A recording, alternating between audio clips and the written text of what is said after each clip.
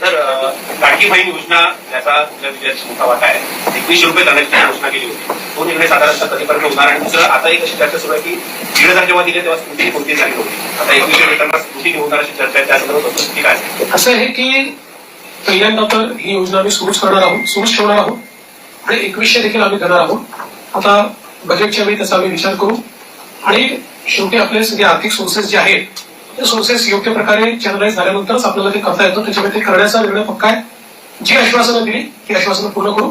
त्याकरता ज्या व्यवस्था करायच्या त्या व्यवस्था आम्ही आधी करू.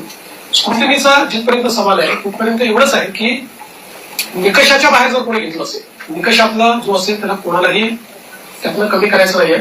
पण काही तक्रारी आल्या आहेत की निकषाच्या बाहेर मिळालेला आहे. जसं आपल्याला कल्पना असेल की शेतकरी सन्मान योजना जेव्हा मोदीजींनी सुरू केली त्यावेळी पहिल्यांदा जे काही बेनिफिशियरीज होते लक्षात आलं की मोठ्या शेतकऱ्यांना देखील ते मिळालेलं आहे. मग नंतर त्यातल्या अनेक शेतकऱ्यांनी स्वतःच त्या ठिकाणी सांगितलं की आम्ही या निकषात बसत नाही. मला असं वाटतं त्यानंतर ती स्थिर झाली. अशाच प्रकारे जर ऍपरंटली या योजनेमध्ये काही ज्यांना आपण निकष ठरवलेले आहेत त्या निकषाच्या बाहेरच्या आमच्या बहिणी मिळाल्या तर त्याचा पुनर्विचार होईल. पण सरसकट काही पुनर्विचार वगैरे करण्याचा विषय नाही.